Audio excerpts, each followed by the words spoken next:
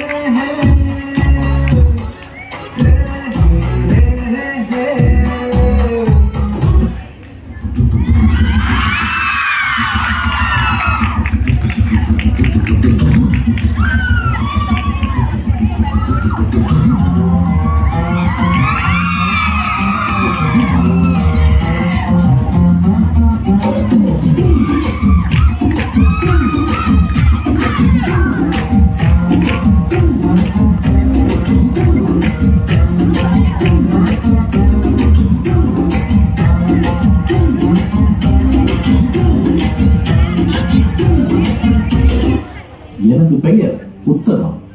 உங்களின் அன்றாட பணிகளை ஒதுக்கி வைத்துவிட்டு சில மணித்துளிகள் நான் பேசுவதை காது கொடுத்து கேளுங்கள்.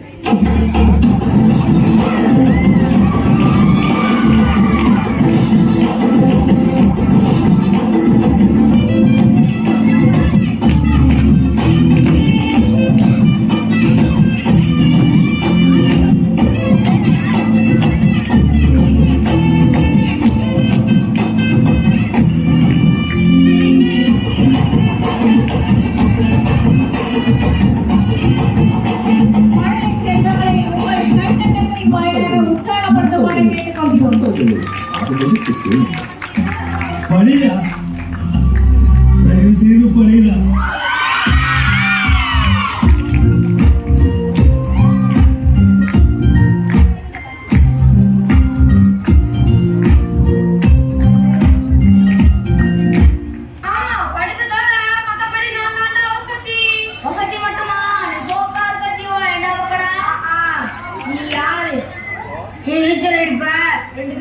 சைக்கிள் ஓட்டுவேன், நான் எல்லாம் கரெக்டா கலர்ல புடி வச்சு அடிப்பேன், விசில் அடிப்பேன், கடல்ல புடிச்சிருக்க. நீ ஹெலிகாப்டர் ஏரோப்ளேன் எல்லாம் மதுரையில பக்கத்துல இருந்து பார்த்தவன்டா, இங்க எவன் பார்த்திருக்கான்?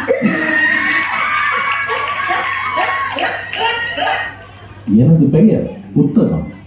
உங்களின் அன்றாட பணிகளை ஒதுக்கி வைத்துவிட்டு சில மணித்துளிகள் நான் பேசுவதை காது கொடுத்து கேளுங்கள்.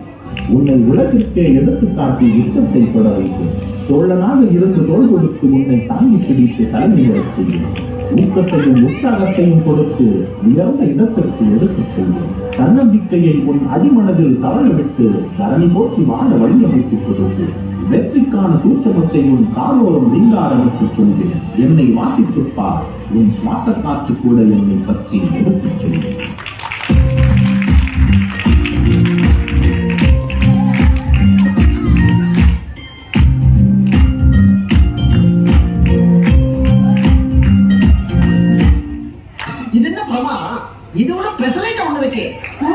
இலக்கிய மேலே ஷேக்ஸ்பியர் பிறந்த தினத்தை எனது பெயர் தாங்கிய உலக புத்தக தினமாக யுனெஸ்கோவால் அங்கீகரிக்கப்பட்டேன்.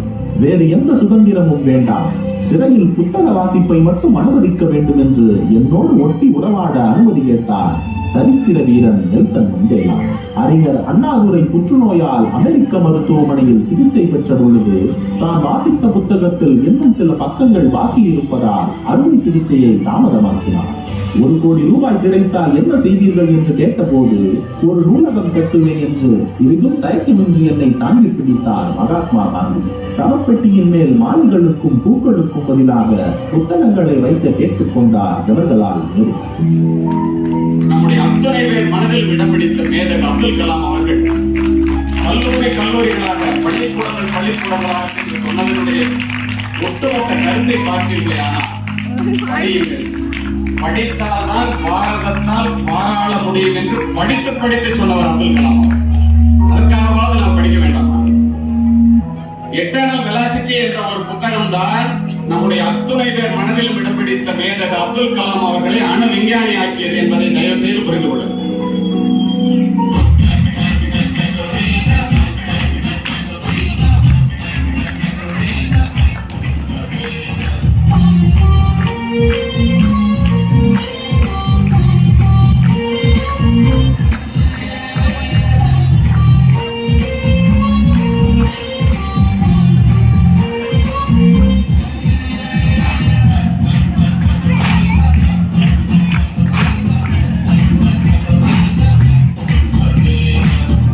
வாசித்தால் தலைமுறைக்கும் வாழ தடம் கிடைக்கும்.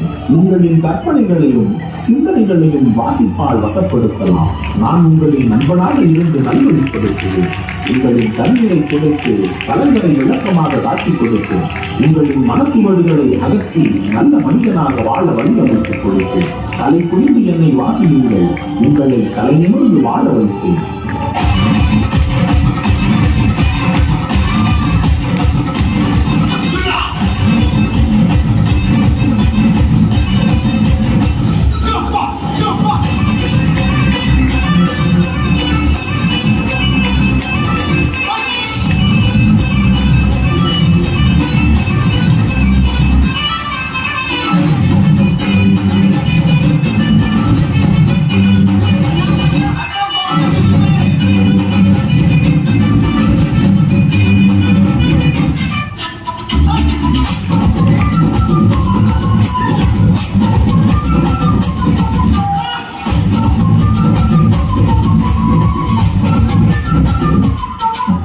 படிடா, தயவு செய்து படிடா.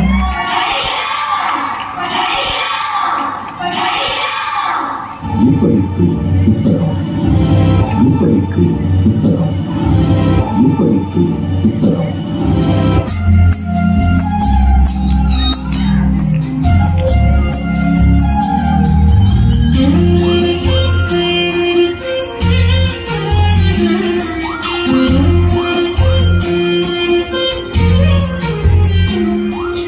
என்னுயிர் தங்கங்களே, நீங்கள் என்றென்றும் சிங்கங்களே. என்னுயிர் தங்கங்களே, நீங்கள் என்றென்றும் சிங்கங்களே. என் பாசத்துக்கும் தேசத்திற்கும்